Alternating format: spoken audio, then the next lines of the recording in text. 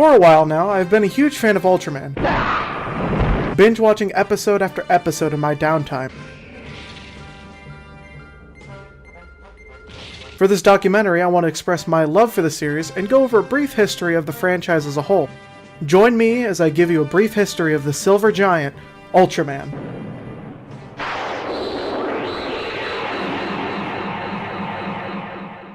Ultraman stems from a popular genre in Japanese entertainment called tokusatsu. What is tokusatsu? Well, tokusatsu is a term in Japanese to describe live-action movies or television series that make heavy use of practical special effects.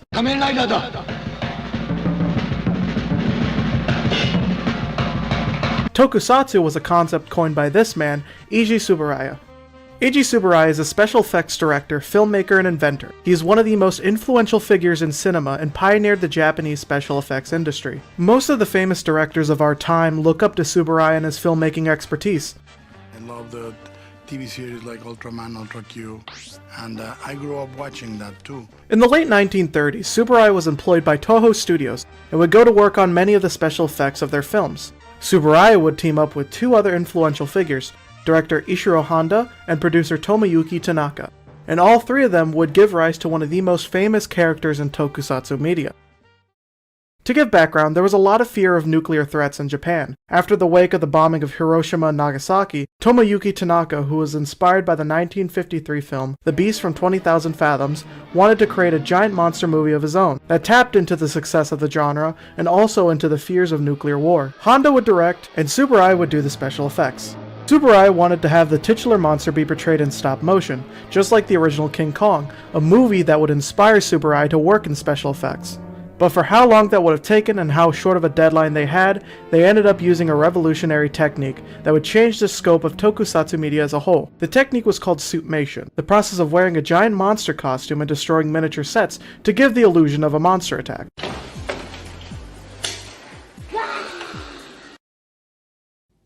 So, after the filming was done, along with the effects for the movie, on November 3rd, 1954, Godzilla was released to Japanese audiences.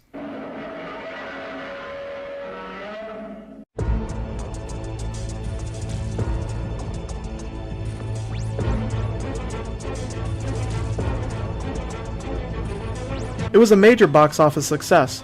Later down the road, Tsuburaya would work with Toho to make even more kaiju movies, giving birth to new monsters like Rodan and Mothra. He'd still work on more Toho films down the road, and in 1963, he founded Tsuburaya Special Effects Productions, or Tsuburaya Productions as it's known by today. In 1966, Tsuburaya Productions produced its first television series, Ultra Q.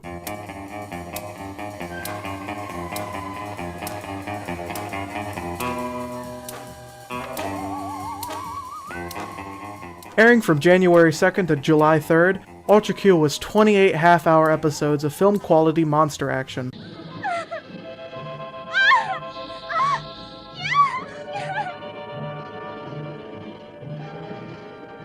The series was intended to be similar to the hit American TV series The Twilight Zone, with each episode showing off a weird occurrence or bizarre scenario, and incorporating the same suitmation technique as used in Godzilla to portray most of Ultra Q's monsters.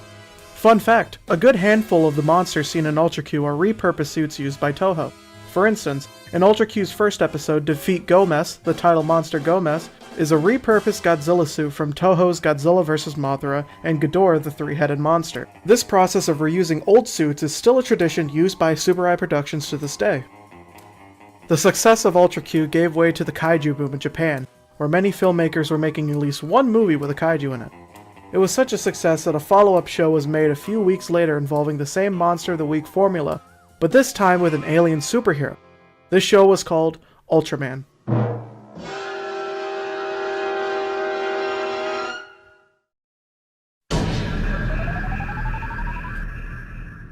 Ultraman aired from July 17th of 1966 to April 9th of 1967. Spanning from 39 episodes, Ultraman followed a basic premise. A member of the Science Patrol, Shin Hayata, was accidentally killed by Ultraman. A sign of remorse, Ultraman brings him back to life by fusing together. This allowed Hayata to transform into Ultraman for a short amount of time to fight off the threat of aliens and kaiju. Ultraman topped Ultra Q's ratings from just the premiere alone. It was such a hit that Tsuburaya would later make a Thunderbirds-inspired follow-up called Ultra 7.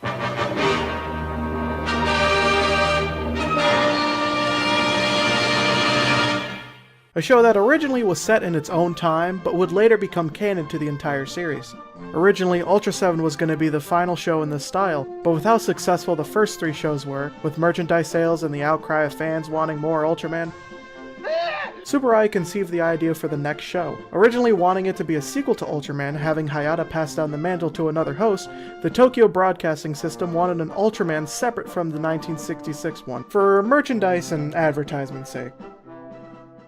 Around this time, however, Eiji Tsuburaya's health has been getting worse and worse, and sadly, on January 25th, 1970, Eiji Tsuburaya passed away in his sleep, leaving behind a legacy of achievements in film and special effects, along with inspiring a whole generation of filmmakers from George Lucas and Steven Spielberg.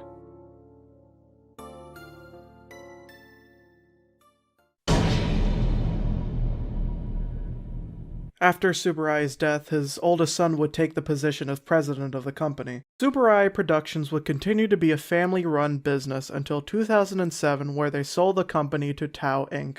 After the release of The Return of Ultraman, 4 shows would follow soon after. There was Ultraman Ace, a more gory take on the formula which was not well received with audiences.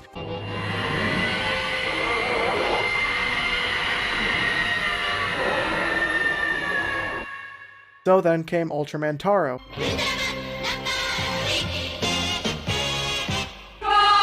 which was a lot more family-friendly. Taro also gave more lore to the Ultras, having some of the old Ultramen show up in episodes while also fleshing out the Ultramen's homeworld, the Land of Light, an idea shown in Ace but then later fleshed out in Taro. Ultraman fans were not really happy with how light-hearted Taro was.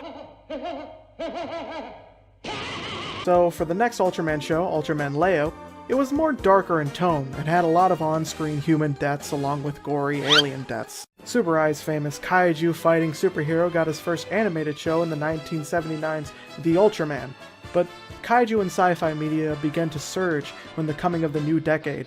So then came Ultraman 80, a new live-action show after the animated one that at first wanted to target to younger kids, so the show followed a science teacher who was a new host for Ultraman. The show later dropped the school plot in favor for sticking to the series' roots, but sadly the show was not well received ratings-wise. The Ultra series went through a hiatus in the early 90s, but tried to introduce the character to a foreign audience. 2 live-action Ultra shows were made from this goal: the Australian-made Ultraman Towards the Future, and the American-made Ultraman The Ultimate Hero. Towards the Future was a pretty alright show, but Ultimate Hero was anything but alright. Luckily, the show never aired in America. The suits were alright, some of the designs were pretty cool, some are not, but unfortunately the action was heavily toned down because the suits were just so fragile. Japan wouldn't receive another Ultra show until 15 years after Ultraman 80. After the series' brief hiatus in the early 90s, the 12th entry of the franchise, Ultraman Tiga, was released. It was well received, being a fan favorite in the franchise, and rightfully so. Later on, Ultraman Dyna and Ultraman Gaia were released. They too were pretty well received. The making of these 3 shows, however, were pretty pricey, and would take a major toll on the company later down the road. You see, Tsuburaya's shows were, for the most part, great ratings-wise, but were not able to make the money back it took to make these shows. There was Ultraman Neos, which didn't have the strongest impact on the franchise. It was going to be its own TV series, but the idea was shelved, and later down the road, 12 episodes were made direct-to-video. Ultraman Cosmos came after, and for most Ultra shows, they would last like 51 episodes at most. But Ultraman Cosmos is the longest running series to date with 65 episodes, while also receiving 3 movies. To say that Cosmos was a hit with audiences would be kind of an understatement. However, 10 episodes of Ultraman Cosmos remained unaired for a while due to a scandal regarding the main actor. This scandal would almost bring the cancellation of Ultraman Cosmos, but fortunately, the allegations were false. If you want a brief history on what the scandal was about, I highly recommend watching Paperfinz video on how an Ultraman show was almost cancelled, which I highly recommend watching. It's a really informative video. Around this time, Toei Studios' Kamen Rider, another amazing tokusatsu series, had beat Ultraman by airing on more television stations. This caused Tsuburaya to make a more mature, more adult-oriented Ultraman Nexus.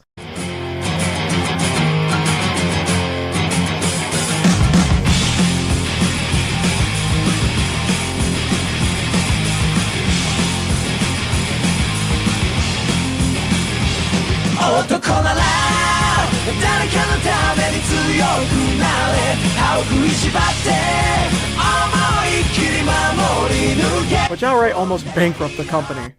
But it wasn't its fault. Let me explain. Ultraman Nexus was not a bad show, by all means. But when it was only airing around the time when only kids could watch it, which was not the target demographic for the show.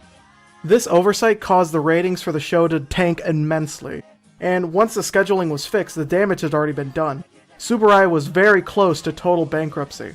For the next Ultraman show, Ultraman Max, Tsuburaya had to play it really safe with this one. They brought back old cast members from the old shows, they brought back old kaiju. Basically, this show was a safe return to form for Tsuburaya to get back on their feet. So they basically used fan service and recognizable characters and monsters to bring back their audience that they lost from Nexus. During the 40th anniversary of the franchise, Ultraman Mebius was released. This show was basically an appreciation of the franchise's roots, basically an anniversary series, making a direct sequel to the original series and having old Ultraman return in episodes of the show. While the ratings and financial status of Tsuburaya were still bad at this time, Mebius is still an iconic show, still loved by everyone in the community. Even to this day, it's one of the most loved shows in the series next to Tiga and the OG shows. What came next for the series was a few more shows, one being Ultra 7X, a retelling of Ultra 7 but for a more mature audience. The show was a boring failure. I mean, look at Ultra 7. Look at him! There's Ultra Galaxy Mega Monster Battle, a pay-per-view show that has 2 seasons. Then, there was a movie based on the show called Mega Monster Battle Ultra Galaxy Legends the Movie. Say that 5 times fast, I dare you. Which would give way to 2 characters that would go on to be very popular in the franchise. One is Ultraman Belial, an Ultraman turned evil in the hopes of attaining more power. This character would be pretty much the main bad for the franchise. He would relate to major plot points in some of those stories. The next character being Ultraman Zero, the son of Ultra 7. He's basically the poster child for modern Ultraman. Ultraman Zero's appeal is that he was very powerful and very cute. But that's all he had for a while. But later down the road, the character was more fleshed out and debatably more likable. He was also voiced by Goku. You can do the rump shaker, huh? Ultraman Zero would be the pioneer for modern Ultraman as a whole, giving way to the newest and the most recent era of the Ultraman franchise, the new generation.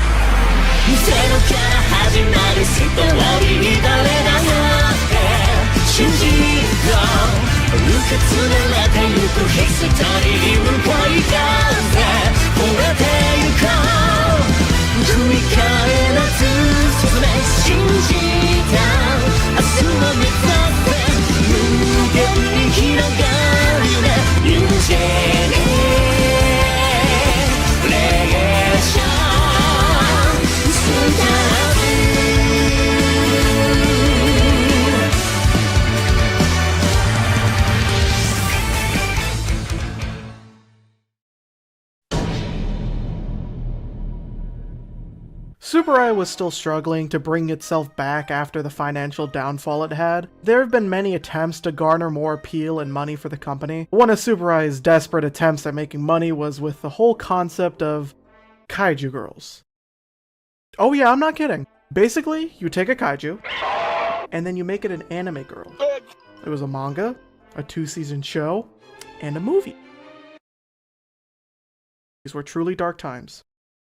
During the 50th anniversary of the franchise, the new generation was formed. A new era of Ultraman shows that aired annually, and these shows were more toy sale oriented, focused on giving these shows gimmicky transformation devices to the Ultra hosts to help sell more toys. Yeah, pretty much every new Ultraman figure that was released up until Ultraman Orb had one of these live signs on the bottom of their foot. Scanning it with this or the Victory Lancer would let you Ultra Live into any Ultra or Kaiju that you could possibly desire. That's probably more exciting to a 6-year-old than it is to me. Along with this, the new show strayed from the 51-episode formula in favor for a less than 30-episode run. This put off a lot of older fans of the franchise, but a lot of good shows have come from the new generation. Shows that came out from the new generations were Ultraman Ginga, Ginga S, X, Orb, Jeed, Rube, Tiga, and Zet. And around the 2019 to 2023 era, we got the new generation versions of Ultraman Tiga and Ultraman Dyna. These shows were called Ultraman Trigger and Ultraman Decker. They fed off the nostalgia for Tiga and Dyna, having some returning aliens and kaiju along with their old generation counterparts and cameo appearances.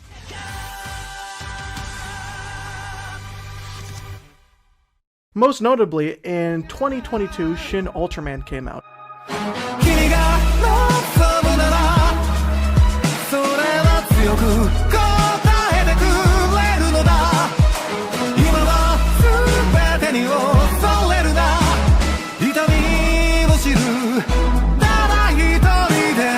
Highly anticipated movie produced by writer Hideaki Anno, creator of Neon Genesis Evangelion, who is also a huge Ultraman fan. Back in 1983, Hideaki Anno would make his own parody Ultraman fan film, and his first ever directing role.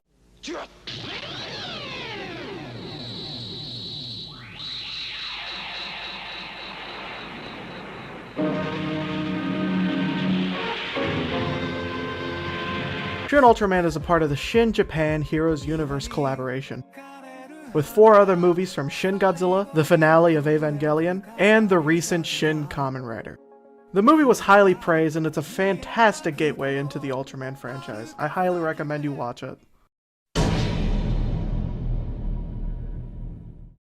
Ultraman as a series has been going on for 57 years, meaning that a large number of creators have grown up watching these shows and as a result would later inspire the work they made. As stated previously, Hideaki Anno is a huge fan of the series. One of the main inspirations for Evangelion was Ultraman, having the Evas run on a time limit very similar to how Ultraman have a limited amount of time to fight. Even Anno's studio jingle is the Ultraman transformation sound.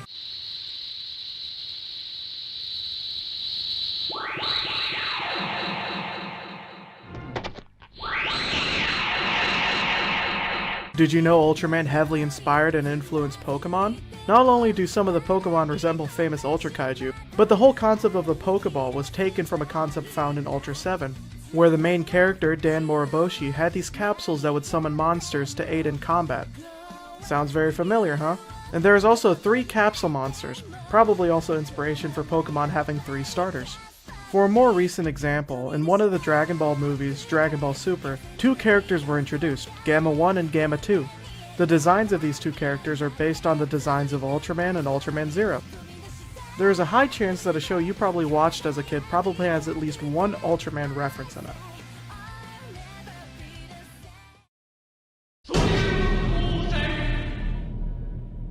The common thought for all tokusatsu media is that it's either goofy or campy.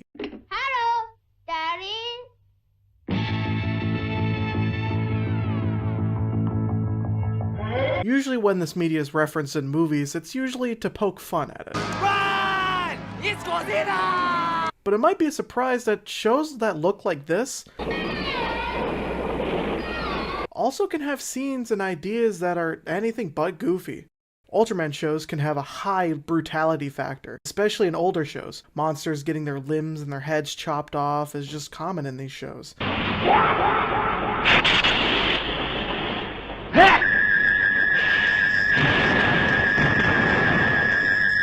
An infamous example of this is an episode of Ultraman Ace. 2 kaijus, Doragori and Maruchi, fight to the literal death. Doragori, fitting for the name, literally rips Maruchi apart as he screams in pain.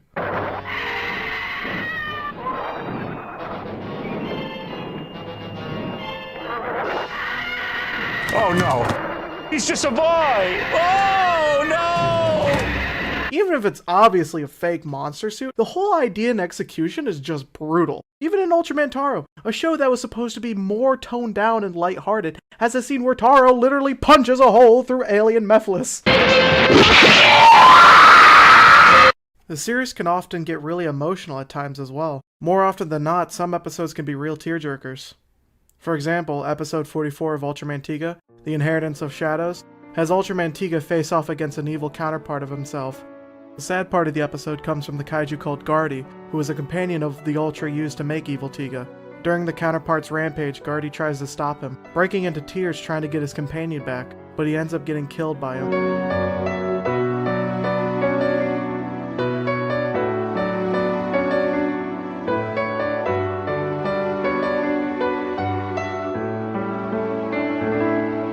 Ultraman Tiga defeats the evil counterpart and honors Gardy's sacrifice by sending him up into space.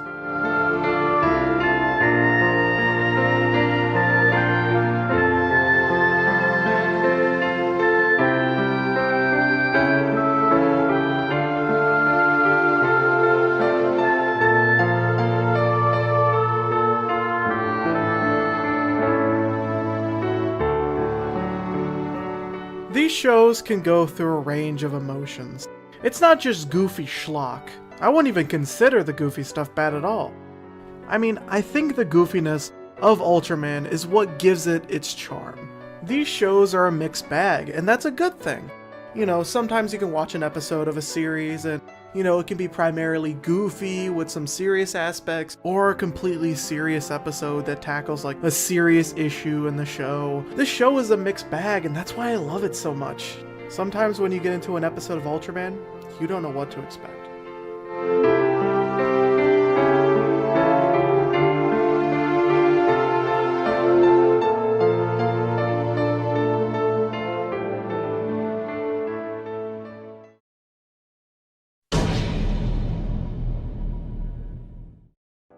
I got into Ultraman not even a year ago, but I am very hooked on the franchise. The research I did for this documentary really made me appreciate it even more.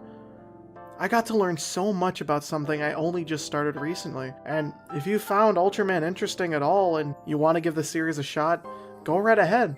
There's so many shows that at least one would speak to you, and the best thing about Ultraman is that you don't really have to follow it in order of when it comes out.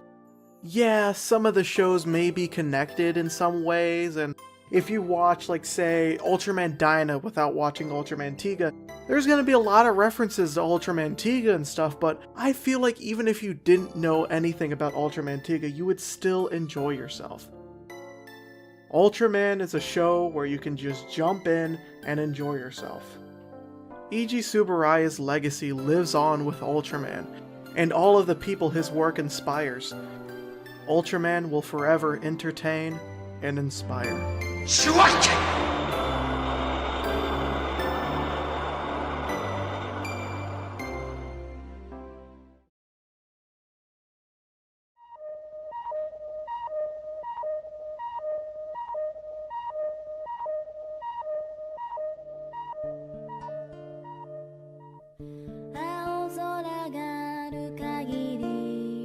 風は時を運ぶよ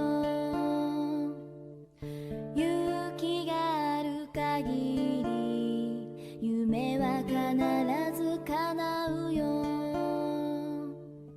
涙が溢れるまま Hey, hey 走り出せ赤い地平線の彼方明日があるのさ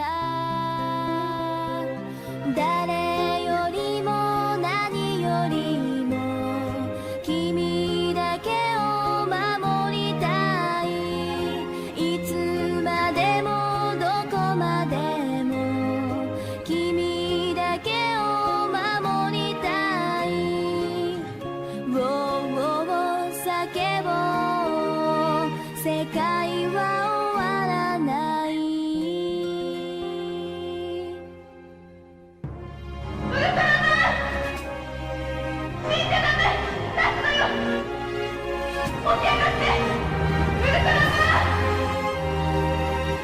あなたが捨ててしまったよ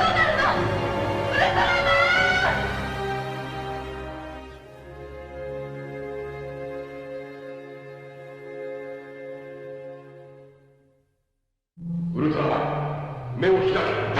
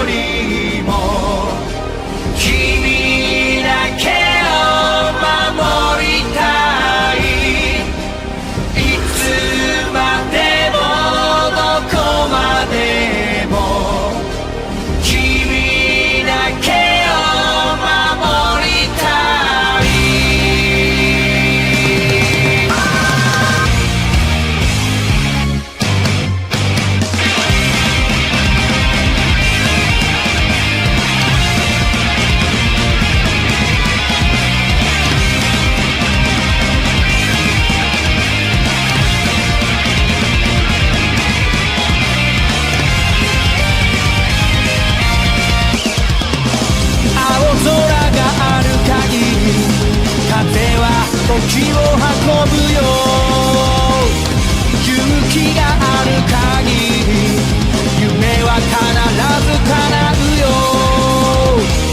涙が溢れるまま Hey Hey 走り出せ赤い地平線の彼方明日があるのさ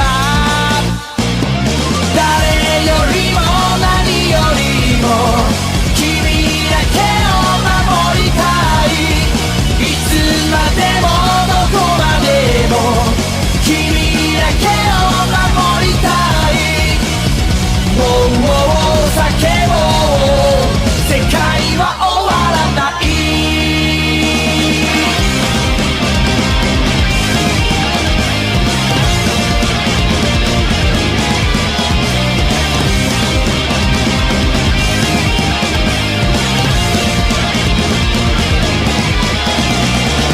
悲しみがある限り人は夜に迷うよ諦めない限り夢はそばにあるよ思い出胸に抱いて Hey Hey 目を閉じろ心の中に君の未来があるのさ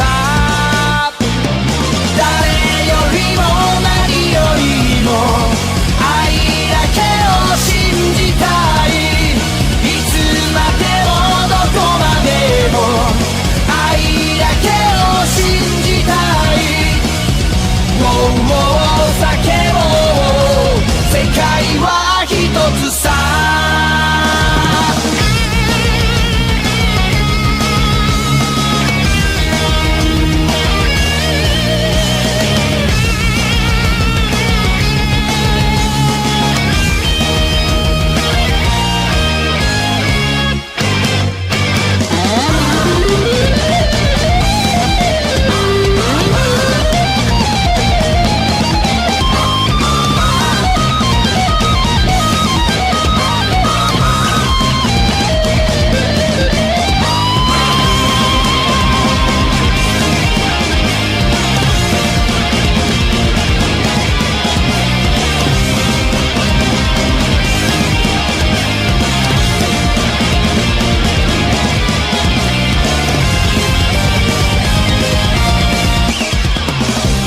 愛しい人の胸に誰もが帰ってゆくよ